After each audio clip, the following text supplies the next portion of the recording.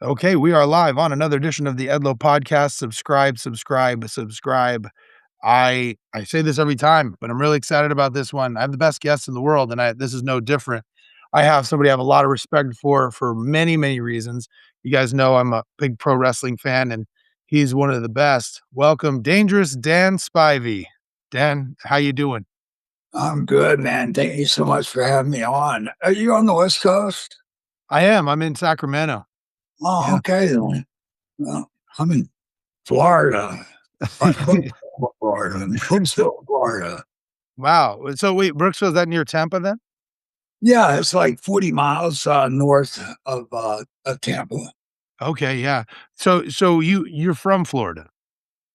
Yeah, I was born and raised in Tampa. There's not many of us around down here. It's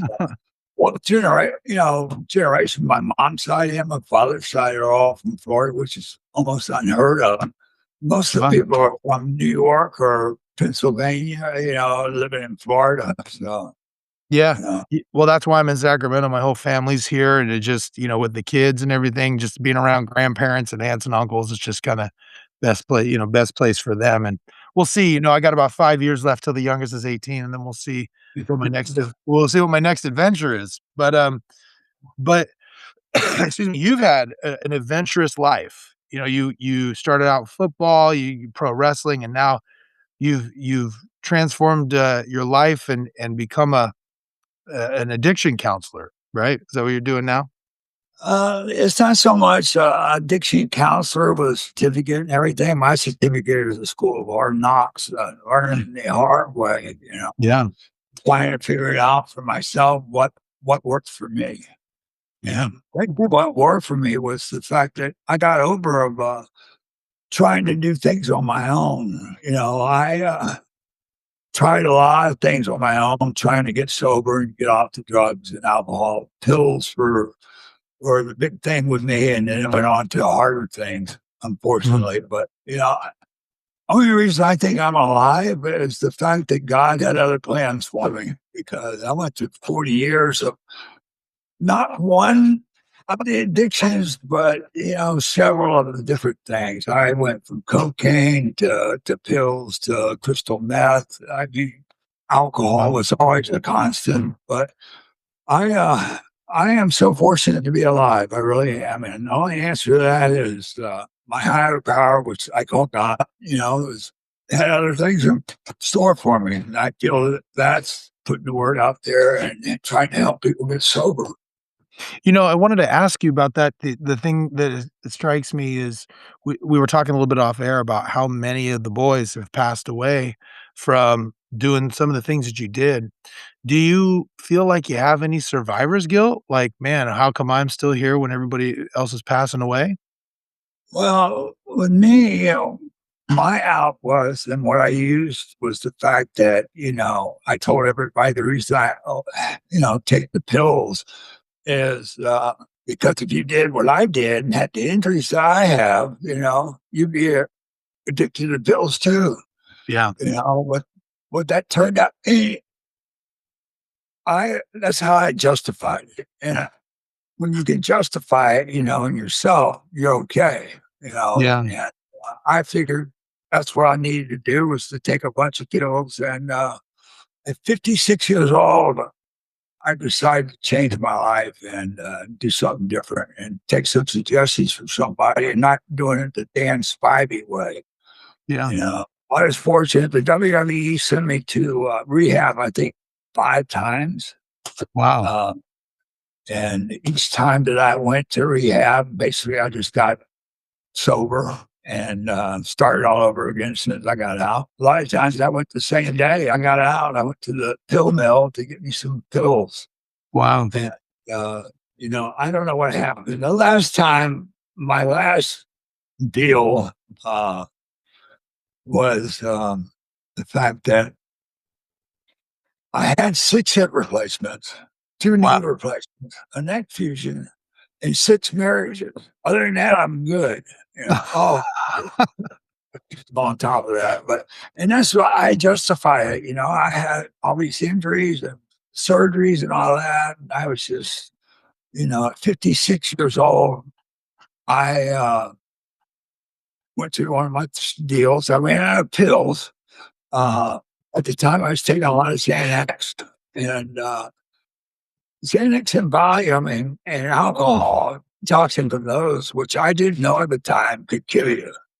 Mm. And I ran out of pills, and it was a weekend. I couldn't get my stash again until Monday when the doctor's office opened.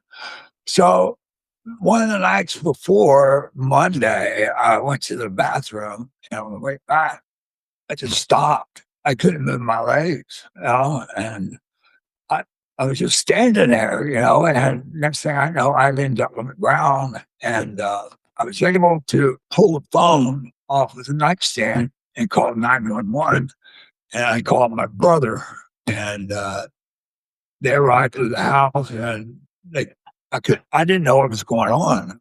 I had no clue, I just I couldn't move my legs. So they got me loaded up. They took me to the hospital. And by the time I got to the hospital, I guess all the stuff had gotten out of my system since, the last time that I taken it. And so they couldn't really find anything wrong with me. Mm. And for some reason, I wasn't able to tell them what was wrong with me, or did I want to, I guess. Mm. And so they gave me some more pills and they sent me home. And my brother took me home and they gave me, another subscription of Oxycontin. Oh, And man. my brother came back a couple of days to see how I was doing, and he saw the pills up on the counter, and there wasn't any pills taken out of it. Mm. And he comes into the bedroom, and he knew something was up if I didn't take any of the pills. Mm. And so he said, "Daniel, what is going on?" I said, "I got a hole in my head." And he said, "What are you talking about?" He pulled the covers back, and my 45 was in bed, cock blocked and loaded. Wow. And called the ambulance again, and they took me to the hospital. And, the hospital still didn't know what was going on with me. Mm. And they had me in ICU, and I escaped out of ICU twice, running around the parking lot looking for cigarettes. And we got this 6'6" guy, 280 pounds, long hair, very assed out in the parking lot, with blood coming out of both arms because I pulled out the IVs and for cigarettes. And the second time I did that, they strapped me in the bed. And the next time I woke up, there's these guys standing around me, and one of the guys is my good friend Garrett Schwartz, one of the boys, worked at Scotty McGee, and he had this preacher there with the deacons from the church, and they were standing around me, laying hands on me, as they call it, and praying for me. And so I went back, I was put back in my room, and eventually a girl that I had been dating and was seeing at the time, who was a nurse, for some reason, we weren't together that week, in a fight or something. And she found out I was in the hospital. She comes and she tells the doctors what was going on, that I was detoxing from Xanax, and that's why I was so crazy, And so they gave me the medicine that I needed. And during all this time, my brother is on the phone with the WWE to Ann Gordon, who was their alcohol and drug treatment facility, and sending the boys into treatment that needed it.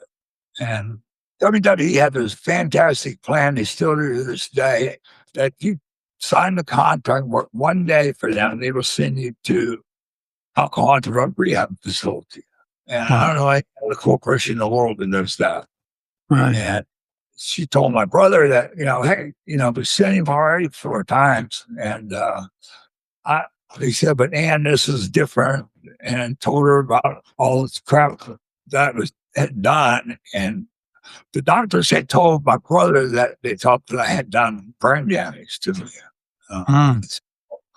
Anyway, John Laurinaitis was in charge of talent, and he was the one who made the final decision about sin and the treatment. And he happened to be my tag team partner over in Japan for a few times. Right. So he told Ann where to take care of me. And so she had set up a deal with sending me to Houston, Texas, to a place called the Manager Clinic. And they dealt with people who had mental problems and head trauma and alcohol and drug problems. And Mm. I was there. It was a lockdown facility. First time I've been to one of those, really. And there it was there. I don't know if it had anything to do with the pre-cure and the laying of the hands, and my friend Gary Port's doing that or what. I was sitting in a room, padded room, and I just decided that, with all the crap I've done over the years, the marriages, the fights, and all the shit that I had done in my lifetime, that I could right all the wrongs by getting sober and sharing my story to other people. Mm. And that's decided to change my life. And Yeah. that time on, there was something else that helped. Was one of the nurses says, "Danny, it's not your fault that you're an addict, but it is your responsibility to take care of it." And for some reason, that resonated with me. And from that point on, I decided I was going to change my life. I was going to not do it Dan Spivey way, because obviously that wasn't working. And Right. so I take some guidance from some people that we were talking about. And Wow. it's been 17 years now, and it's been the best 17 years. One of the things I used to think about getting sober back a long time ago was the fact that how would I ever have any more fun if I Right. couldn't go to bars and I couldn't go to the strip clubs and find a wife or whatever. And the truth is, I was miserable, Yeah. And today has been a blessing. I finally have gotten things that I would never ever dream of having, and it was one of the best things was the fact that my family owned 3 companies, and Mhm. my parents back then wouldn't let me watch their dog, much less have anything to do with the 3 companies. I had signed over all my stock and everything because I didn't want to cost them. And I was afraid of being a wreck or something and cause them to lose everything. I didn't want that. Besides, I was planning on dying anyway. Mm. Yeah.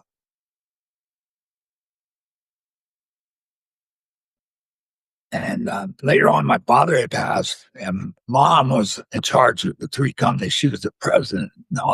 And one of the nicest, one of the redemption is the fact that she she ended up leaving me in head of her trust, and Wow. also allowed me to be president of the 3 companies. Wow. And that was something that really, I'm so happy that I was able to do that. And Yeah. because when I got sober, there's no way in hell she would have done that. Yeah. Yeah. A lot to me that she got to die, knowing that I was sober. Yeah. That's amazing. So, so much to unpack there. Tell me I'm sure that the pills, the drugs, everything had to do with wrestling, but before that, you were playing football. Did your use of drugs and alcohol precede being a pro wrestler? Uh, I really didn't take any drugs, when I was playing football. Mm. I've been saying that football had a lot to do with me becoming a drug addict and alcoholic. The story with that is that I could have gone anywhere I wanted to play college football. I was Mhm. highly recruited. I went to the University of Georgia. Um, and the only reason I went to the University of Georgia is because I wanted to play pro football. That was the Mhm. desire. I didn't go to Georgia to get an education or anything. I took all these classes just to pass to be eligible to play. And I ended up getting hurt. And Mm. that is when I tore up my knee. And I wanted to be operated on right away. And Mm. Coach Dooley and the staff told me that they needed me to play short yardage defense and goal line defense where I didn't have to run that far. I said, "Look, I can't play." Mm. And he said, well, we'll do whatever the doctor says. And so I went to the doctor and they drained my knee. It was swollen and put some cortisone in there. And they forced me to go and play and even had me run sprints, after Wow. practice with the rest of the guys. Wow. And it got to the point where, we were supposed to go, well, we did go to the Peach Bowl in Atlanta and we had a little break then. And while we were gone, I told the coaches I hurt my leg again. I couldn't play, which I could have done what they wanted me to, but I had enough. Right. And 2 months went by that I wasn't in use of my leg. And then Mm. back then, when they did it the old-fashioned way, where they put a long cut on your leg, gets put in a cast for another 6 weeks. I had all that time, and I didn't get to use my leg, and arthritis set in. And Mm. I was never ever the same from that. Mm. I was highly pissed about all that. And what even reinforced my anger was the fact that I went to Coach Dooley and told him I wanted to be redshirt, give me another year to get ready. And he said, well, we'll do whatever the doctor says. And Mm. I'm sure the doctor did whatever Coach Dooley said Sure. and forced me to play. Mm. And went to the Jets. I was drafted by the Jets on just because the way I played 2 years before I got hurt. Mhm. And there was a doctor there that took care of Joe Namath and his legs and stuff. His name was Dr. Nicholas, Mm. something like that. And he said, Dan, he says, how long did it take them before they operate on you? And when I told him, he says, I'm sorry to tell you, but they should have done this within 48 hours. Wow. And he says, they screwed you. Oh, And man. I was furious, man. I was pissed off at the world. Yeah. And when all this shit that I got involved in started, Mm. for some reason, I was able to attract a lot of people that were a little shady. Mhm. And I met up with some guys in Athens, and I met them while I was playing, and they were involved in gambling. And Mm. me and my roommate, we used to go to the place called the Cabin. That was where they had crap tables. It's sort of like the Walking Tall. Mm. At Yeah. a Yeah. little shack down the road. And they had the drinking, the girls' crap table. It was quite. You had to know somebody to get in there. Mhm. Everybody, me and my partner, uh, Skyscraper. He was 6'8", and Yeah. he was my roommate, and so they knew us, and we were always welcome to come in there. And so I met up with them, and so I saw the money that they made and how they were living and everything. And so I got involved with gambling. Mm. And then, it was, that didn't turn out too well because about 2 weeks after I started, we got busted and I got thrown in jail for commercial gambling. So I still continued to gamble, but I wasn't the bookie. I was more of the player and got into some trouble with owing some people some money. Mm. So I was traveling back and forth to Tampa. And while I was in Tampa, I ended up running with a friend of mine who took me to after bar, which they had in Florida, what they called after hour places where the street people and night people work and would go to drink at bottle clubs. So while I was in there, I met up with this guy that was a pimp. And so one of the ladies in there and I hit it off. And so at the time, I had this $15,000 debt Mm. from some gamblers that I owed the money to. And so, I convinced her into to this guy wanted to buy her a car. So I convinced her into getting the car from this guy from a car lot that a friend of mine owned. And so worked the scam where the guy came down, bought her the car. And as soon as she left with the car, the guy came back and tried to change things. But the guy was a friend of mine. And so There's no way he said he could do it and all that. So we ended up in the Corvette. So I said, so, well, let's sell the Corvette. She said, I'll sell the Corvette and help you pay off your gambling debt if you marry me. Hmm. So I ended up marrying a prostitute. And, Wow. and so lived together, sold a car, got out of debt.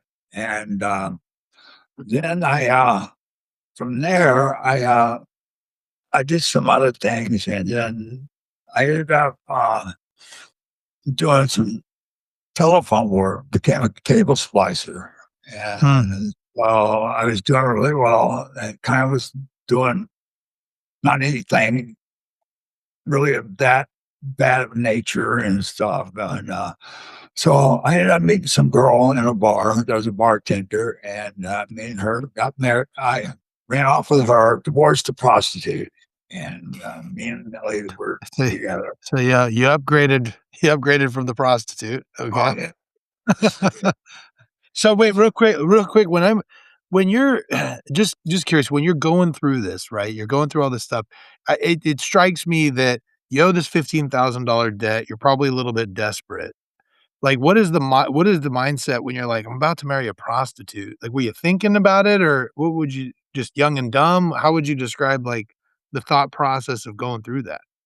Well, I knew it was wrong, but addiction, and I wasn't really aware about addiction or anything at that time, but I had this personality that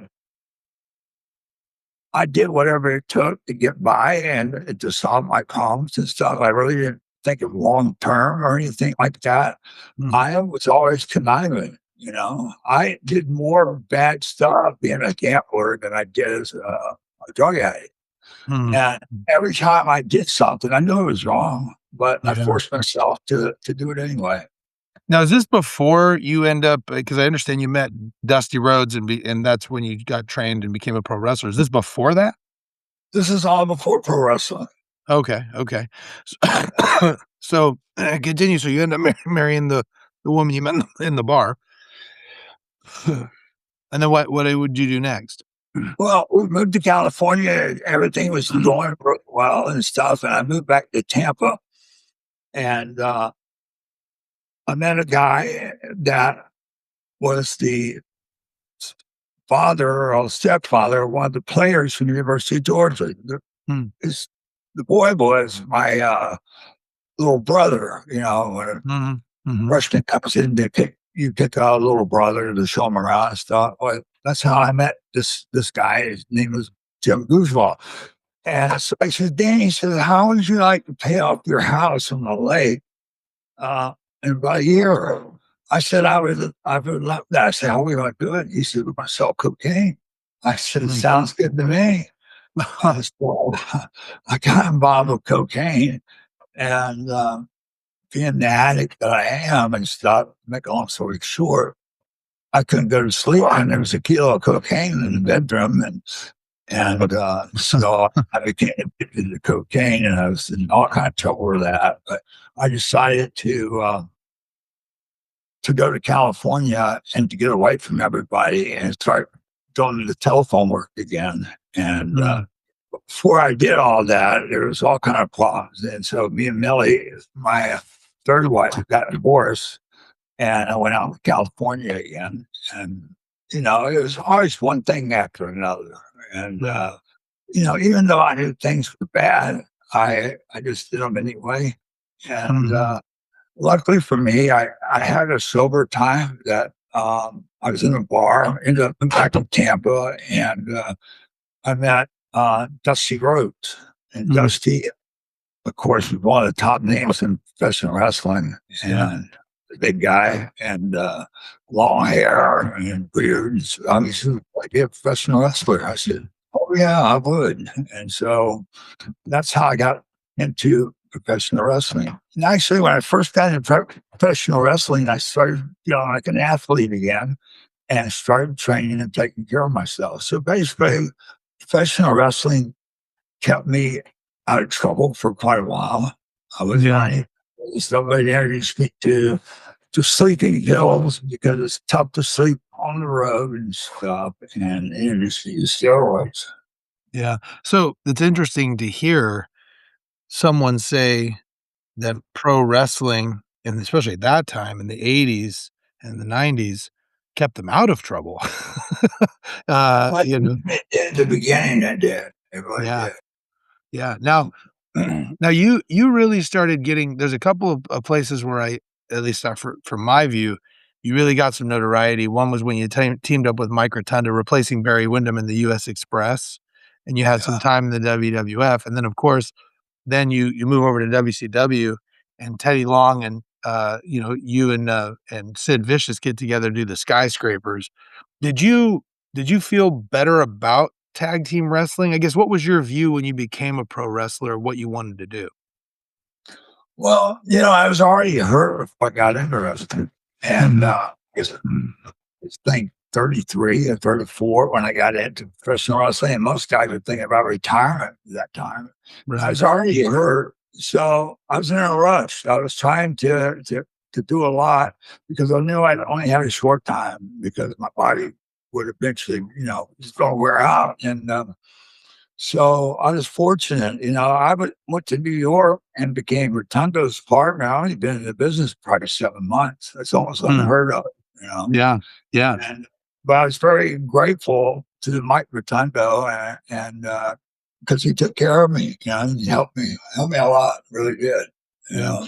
How did that come about? How did you get hooked up with the WWF and get into that spot? Well, when I first went to Charlotte, where Dusty got the booking job in Tampa, went to Charlotte, worked with Jim Crockett, and he took us up there. He didn't really help us do anything, Dusty did. Mm, But mm, I met Ricky Steamboat. Steamboat mm, had a gym in Charlotte, and I used to go and work on his gym. And Ricky liked me, and he worked out with me here and there wherever we get to a ring. Usually it was before TV at a certain town or something. He'd go 2, 3 hours early, and before the March got there and work out with me. And uh, Scott didn't come for some reason because I just happened to be closer to Ricky. And so, and when you say Scott, you mean Scott Hall, right? You were kinda hooked up with Scott Hall? yep. Yeah.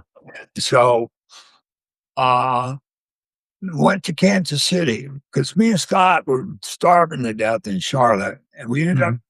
talking to Harley Race came to town, to some matches, and talking to Harley and told him what was going on. He said, "Well, come to Kansas City, and I put you boys to work." So me and Scott loaded up in my old truck, and my wife, which I was my fourth wife, Susan, and we went to Kansas City. And so when I get to Kansas City, we go to the office and we ask for Harley. They said, "Harley's not here. He's in Japan." Huh. And we said, "We're here to go to work. We have no idea who you are." And so here we go. And the guy said, "Look, you guys are big guys. We'll find something to do with it." So luckily, they gave us a job, which the job was drive 3,000 miles and we'll pay you $200, which Oh, was wow. Yeah. work. And, but at least we get some ring time. Yeah. The guys that we worked against was Shawn Michaels and Marty Jannetty. Man. So, Yeah. so four of us were basically at the same time. Yeah. But I hated it. I really did. And like I said earlier, telling you that I was in borrowed time and I needed to really speed up the process. And so I asked Dusty if I could come back to Charlotte. And he said, "Sure." And so Scott stayed and I went. And again, Dusty didn't do anything for me. I hooked up with Ricky again. Ricky asked me Mhm. to get him some pictures, and he took the pictures to New York and gave them to the booker, which was George Scott, and they gave me a job. And at that time, during that time that I first went up there, Barry Windham quit. So since I had long blonde hair, and stuff was big, they stuck me in the slot there with Mike Rotunda. Yeah. And how was that for you? It was awesome for me because I was getting, getting exposure. I was working on a good tag team with Rotunda. I was learning. It was awesome. I mean, Mike Rotunda is one of the most respected guys at the time, right? I mean, he really, really knew what he was doing. The Rotunda Wyndham families, it's helped me a lot. Yeah. And that's why I was more than happy to help Wyndham, with his career with Bray Wyatt. Yeah, so tell me about that. So I know that, you did the Waylon Mercy gimmick, and then Bray Wyatt was kind of an offshoot of that. Tell me how that kinda came about. Did he contact you and say, "Hey, can I use the gimmick?" Or what happened? No, well, he was training down at the place that they trained the young boys coming in and stuff. And he'd been down there training, and I went down there to see some of the guys down there that were trainers. And Wyndham came up to me and asked me if it was okay if he did something off the Waylon Mercy character. I said, I'd be more than happy for you to do it. I would encourage it because Waylon Mercy could have gone so much further, but I got hurt and I wasn't able to do it anymore. Mm. So I happened to get started with that, and then I owed that to that family because they've been so good to me. And I enjoyed doing it because the guy made the character go on. And he really did a good job with it. He did. Yeah, he did. When you were doing Waylon Mercy, 'cause, a lot of what you did, I mean, you did the Golden Boy, Danny Spivey, and then you were Dangerous Dan Spivey and kinda had all these things. When you finally had a gimmick, did you feel like it was gonna really go somewhere? Gosh, it was nice. It was really nice. I enjoyed doing it because I got to be somebody other than myself. Mhm. I mean, I wasn't too far different than what you saw on Dangerous Dan Spivey. I was really that way in a way. Mhm. Mhm. And, when I got to be Waylon Mercy, it was just, I had a lot of fun with that. Mhm. And I enjoyed doing the vignettes. All the vignettes and everything were just off the top of my head. And, Mhm. they were different because I didn't yell and scream and carry it on. I just talked real soft, real slow, and just ask people, glad we're going to be Waylon Mercy fans. You know what I mean? And I just had a lot of fun with it. Yeah. Now the ultimate goal was for you to end up doing a feud with The Undertaker, right? Was that kind of where it was gonna go? Excuse me, I understand. Yeah, so wasn't the ultimate goal for Waylon Mercy to kinda do, work with The Undertaker and kinda have a feud going on there? Well, one of the first things they wanted to do was me and Kevin Nash to work together because Kevin was the champ then, and they Mm. needed somebody to go in and work with him. Oh, And okay. that was one of the main things they did. But they kind of pissed me off about that because they had me work against Savia Vega on I don't know if it was what TV it was, but it was a TV match. I don't remember which one it was, but I did a job for him. And I just got there. So I go, what the hell y'all doing? And Yeah, you're like, so what are you doing if you're trying to put me up against a champ, having me job out to Savio Vega?" had a pay-per-view, and I went there, and I sat on my ass the whole time there. So next day, we're in Montreal and getting ready to go to some other town, and I told Charles Wright, I said, "The airport's right over there. It's 85 in Tampa, and there's snow on the ground here. I'm going home." So he dropped me off at the airport. He laughs about it today. And I went back to Tampa where it's warm. Oh, man. So, when you were doing, kinda bouncing around a little bit, but when you were doing the skyscrapers, I mean, you did a tag team with Sid, and then Sid got hurt, and then they bring in Mark Callis, who later becomes The Undertaker. When you were doing the tag team gimmick with both of them, did you feel like the tag team was better with one or the other, or did you think they were both went real well? They each of them had their, pluses and minuses. Sid just looked the part. He Mhm, was limited to what he could do. mhm. And Mark was a good athlete. He could walk the top rope. He could take bumps, and he was. willing to learn. Sid was just limited to what he could do, and Mhm. Mark was just a better athlete, Mhm. but Sid was got the look. He Yeah. had, you know, very intimidating look. He was huge, he's big, and, he was impressive. He really Yeah. was. Not what Mark wasn't. Mark was 6'6", 290 pounds, but he was a better athlete. Yeah. It's interesting to think of. I know that he would become the under and be probably one of the best big men that ever worked in business. I had no idea about that one, but anyway. Yeah. Yeah. Well, so, okay, there's this story that goes around that The Undertaker is told about going to Ole Anderson. And I mean, you had to have been there, I'm sure, because it was probably around the time, and going in there and them telling him that no one would ever pay to ma pay to watch him wrestle, right? When Yeah. you hear that at the time, were you kinda like, "Yeah, nobody really is." It came up after I left. Oh, okay. Because he told me after I left that happened. So Uh-huh. he ended Yeah, up but being probably the best, one of the best big men that ever worked in business. I mean, it had the best gimmick. The gimmick was awesome. But he was good, he did the other role too as the biker dude. I watched mhm. some of that and he did good with that too. He loves the business and it shows, because he put time in those characters. Yeah. Now before you became a pro wrestler, were you a fan at all? What was that? I'm so I said when you before you became a pro wrestler, did you watch it? Were you a fan? Oh, Anything? yeah. Gosh, yes, I was a huge fan, Okay. Walking Okay. Championship Wrestling, it was awesome. That Dusty Rhodes, the Briscoe brothers, it was just all the top talent came through there one time or another. But yeah, I loved the business. I was a mark from the beginning. Yeah. There was a time that you were working that I remember, and I think you were still in the WWF, where you were wearing the yellow boots and the yellow trunks right around the time Hogan was around.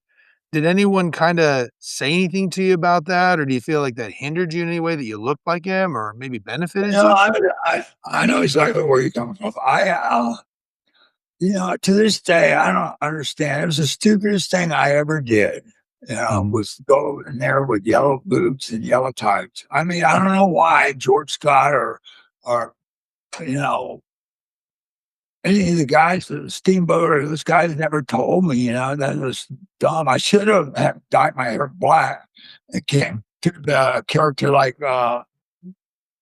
Bruiser Brody. And worked against Hogan. I don't Mhm. know why I did that. I mean, I guess people didn't want me to succeed. I don't know because I was stupid. I was telling somebody that yesterday. I said that was the dumbest thing I ever did. Right, yeah. Now when you said when you got to the WWF, you'd only been in the business 7 months. As someone who's worked myself, that is a people who don't know wrestling, that is a short amount of time to be in that spot. Uh, did you did you kinda understand the gravity of the situation when you were there? I mean, did you understand? You're like, "Holy crap, I'm here only been doing this 7 months. I don't know what I'm doing, and I'm here with Mike Rotunda and working against the Hart Foundation, the Islanders, the Moondogs, like, all these tag teams." How did you feel about that? Did you ever feel overwhelmed? Uh, no, I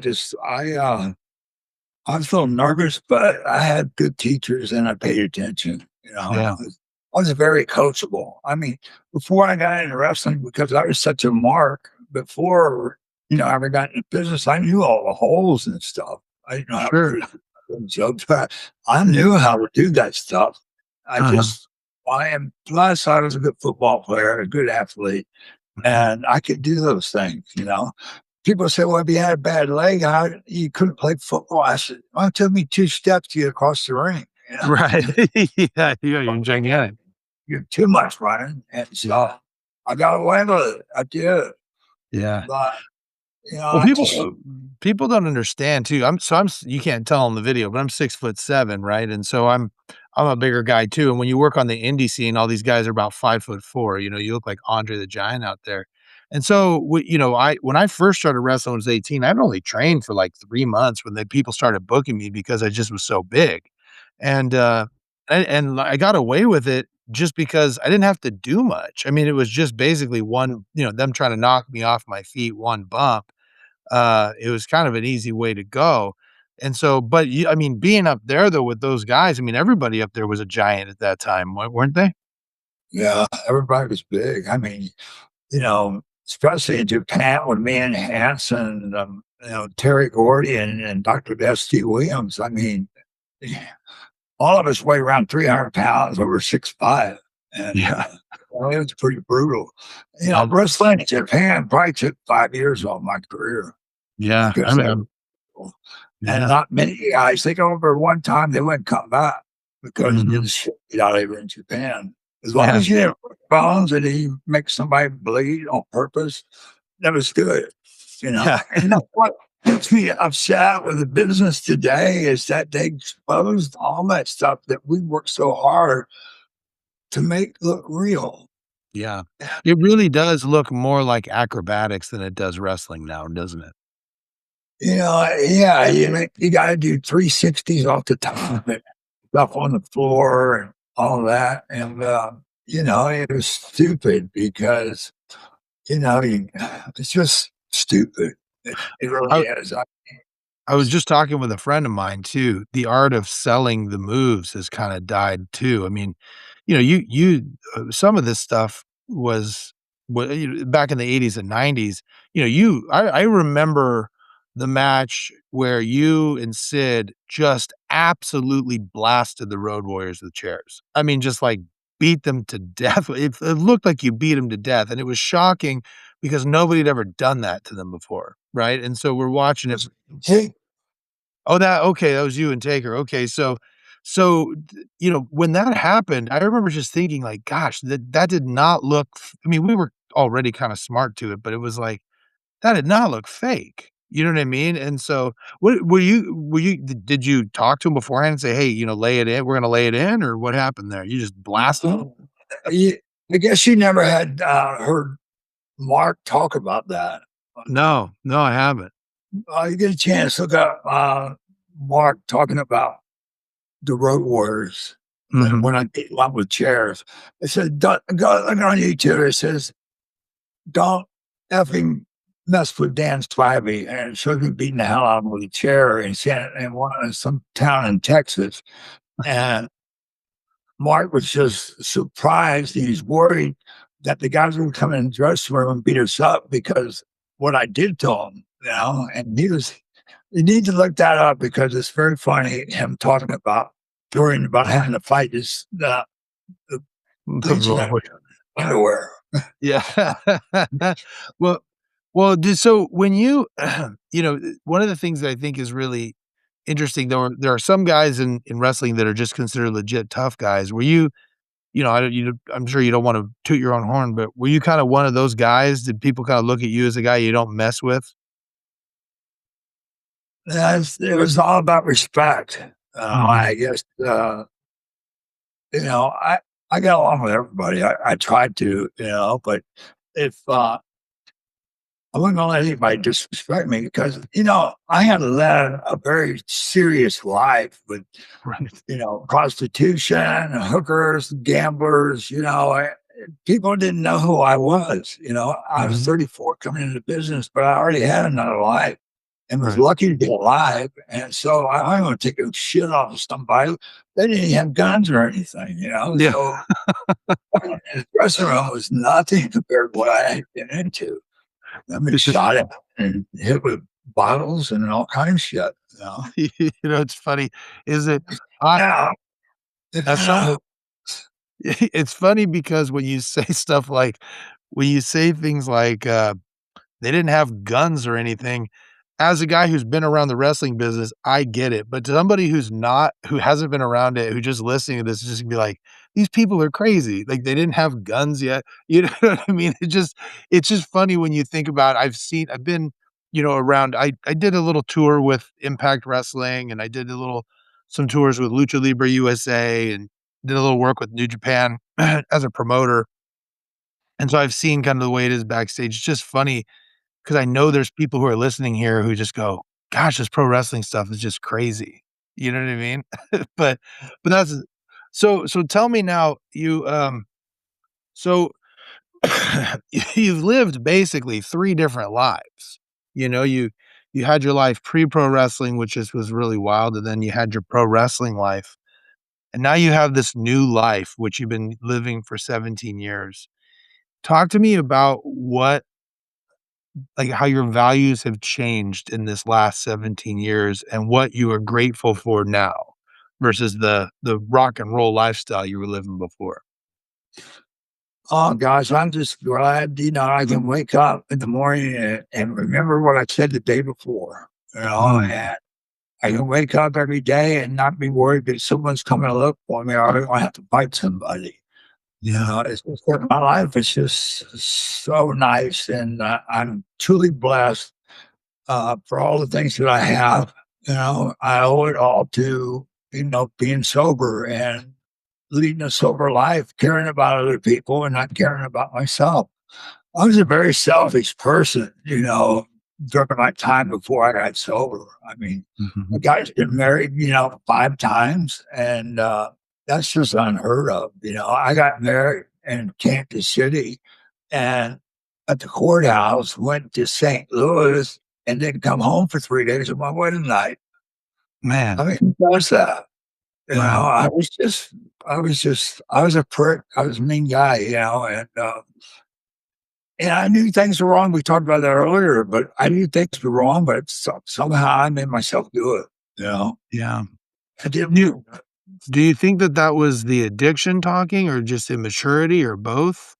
It's part of the addiction process, the selfishness, Mhm. I'm thinking of myself, that my ego, the narcissist part of it, and, those are all symptoms of addiction.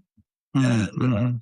now I don't live that. I try and do everything the right way. I try to go to sleep at night happy, not worrying about stuff. And I get up that way, and I'm in a relationship. First time I've been in a relationship with somebody that I wasn't messed up in some way or another. Yeah. A wife Ann is who got me into rehab. I mean, Mm. she the one that got me in the miniature clinic, and Wow. we developed a relationship, and we've been together now. We've been married now for 13 years, which Wait, hold on a was second. You married the Ann that was with the WWE who got you into rehab? yeah, I did.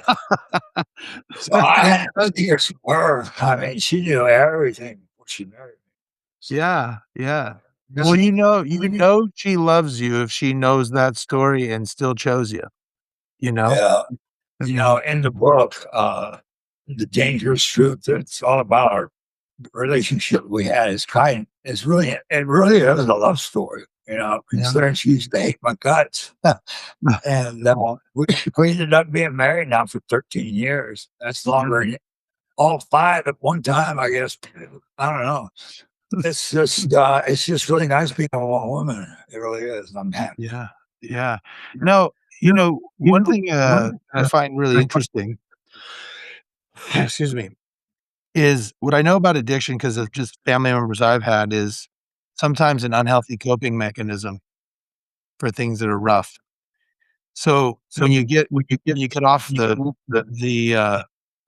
when you get off the drugs, you get off the pills, what do you do now to cope with those tough things? Well,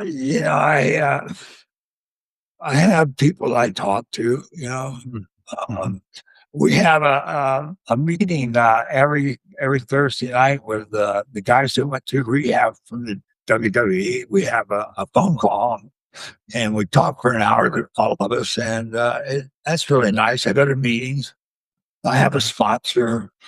Mm, I do the AA and 12 step, which mm, works for me. It's not the only way to get sober, but those things work for me. mhm, And I try to. A lot of the boys come to Florida for treatment mm, and to Tampa, and a lot of them were sent to the same place that I started going to because I talked John Larry Myers and we sent people to the place. And when they came in, I worked with them. Mhm, and I continue to work with them, helping them mhm, get through treatment. And, yeah, I'm the elder statesman, as yeah, far as so and right, so, if I can do it and live through all the things that I did and came out with the life that I have now, it gives them hope, and that's what I instill in all of them that you can do it. If I can do it, anybody can do it. And this yeah, is how I did it. Hopefully, it works for you. yeah. Now, you talked a little bit about God and faith. Do you practice a certain type of religion, go to church, or is it more like you just focus on God in your own personal way? It's my own personal relationship with my Mhm, higher power. mhm, I don't actually, I'm not Catholic. I might say I guess I'm Baptist, but okay, I just I'm open to all different kinds of stuff. As far as things over, and mhm. if it's good stuff, I listen to it. If I don't like it, I don't. It's pretty easy. It's the God of my understanding, Mhm. which makes it very easy. Yeah, and so I guess why do you think it's important for you to have God or a higher power as part of recovery? Because if I don't have something like that, that means that I'm running the show. And ask you, brother, if I'm running the show, I mean, I Right. got the years to prove it and the consequences. So Uh-huh. I need something other than myself to believe in it. Yeah, okay.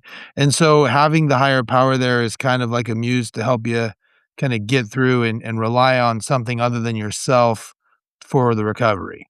Is that Yes. okay.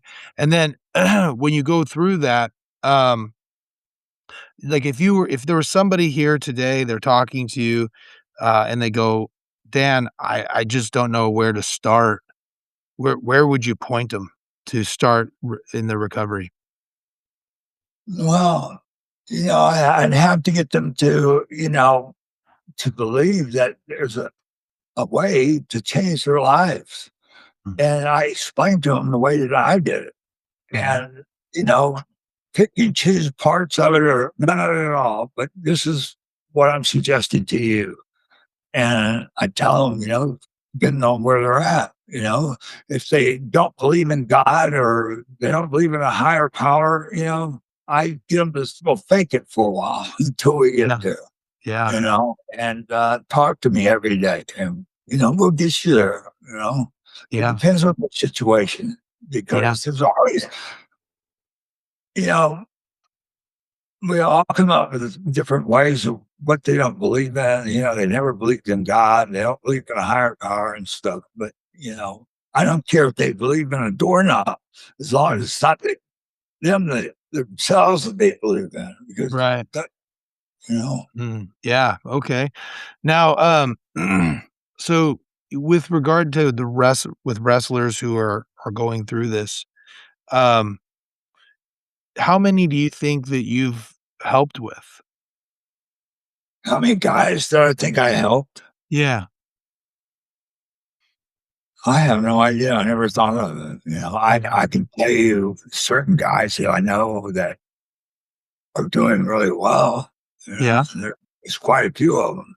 yeah, And, it's I've been I can't get anybody sober, right. and I can't get anybody drunk. Mhm, mhm, Only thing I can do is tell them how I did it and what works and what doesn't work for me, yeah.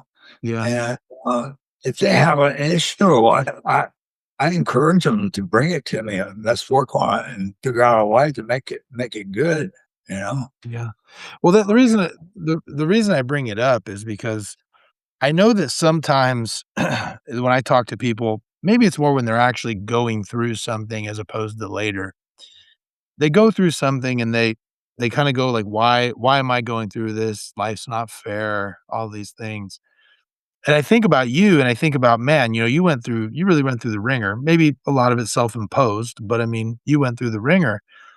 But when you think about how many people now, because of your experience, have been helped by the things that you've done, the experience that you had, even though it was pretty terrible, it really is amazing how one person can have such a significant effect on so many others just by virtue of their own experience and they're willing to serve others and how that changes somebody into a person. I bet you probably wish you were the person that you are now back, way Yeah. earlier. Gosh, that would have been awesome. But, I was 56 when I got sober. Mhm. But, I went over 40 years of total chaos. Yeah. And that was part of the reason of me getting sober because I thank God I should have died several times. I've been shot at, just should have died car wrecks. And God had a reason to keep me around, because I had like over 40 years of assets, which Yeah. is my past. Mhm. One of the Forbes suggests our greatest assets is our life that we already lived, and so he kept me around because I got a lot of assets because I went through a lot of different crap and have a lot of experience, Yeah. and I feel like that's my purpose is to help people because I've done it all, Yeah. just about. Yeah. And that's why, everything me and you have talked about, I just came out in the last 3 weeks with my book, The Dangerous Yeah. Truth. And Yeah. everything me and you've talked about is in this book. Yeah. It's only 200 pages. I only took the high spots on mine. Yeah. 'Cause I can't put a lot of things in there because they just don't. But, You're like, the statute of limitations hasn't run on some of this stuff. uh, run a little longer. But The Dangerous Truth, it's on Amazon. And hopefully it helps. Yeah. And what it's about is about that if I can get sober, anybody can get sober. And my sponsor says, don't make it a federal issue. It's not that hard, Yeah. but it's not really. And you decide that you want to take some suggestions and you want to change. Yeah. Man, it's just it's so interesting to see somebody what I love about this, I told you a little bit off air that my dad's a recovering addict. And he's been sober about, I think probably, man, 27 years now, something like that. And it's remarkable to see. I don't think people understand. There's not a lot of mercy these days, for people when they make mistakes. But I think it's so amazing to see somebody who had such a colorful life, and you even admitted yourself, very selfish, narcissistic life, to just turn around and become the person that you have at the age of 56. It just goes to show that it's never too late. It's never too late to change, and you're a great example of that, just like my dad is, the great example of you can really change at any point and become the person that you always were meant to be, and you're that person now, and that's amazing. So, if people wanna follow you, I mean, you got your book on Amazon, we can put that, but if people wanna follow your journey, are you on social media? Where can people find you? Uh, we're on social media. Dan Spivey, Way of Mercy on Facebook. Um, I'm out there and I'm always willing to hear somebody's story and help where I can. Yeah. Uh, Well, awesome. Well, Dan, it has been an honor and a privilege to talk to you. Um, Not just because I'm such a huge fan, but also I just love redemption stories, and you've got one of the best ones. And so, for those of you who've been watching, pick up his book, follow him. Dangerous Dan Spivey, and go back and watch him blast the Road Warriors on YouTube because that was it was. I remember just thinking as a kid, going, "Holy well, yeah, cow!" Dan Spivey, you'll love it. Yeah, exactly, exactly. So, I for can those of swing you, a chair. what's that? I can swing a million chair. Yeah, yeah. Well, for the for those of you listening, thanks a lot. We got a lot more coming up. Don't sleep on us. Follow Dan. Dan, it's been a pleasure. Thank you for coming on. Thank you for having me. Yeah, Stay in touch. definitely.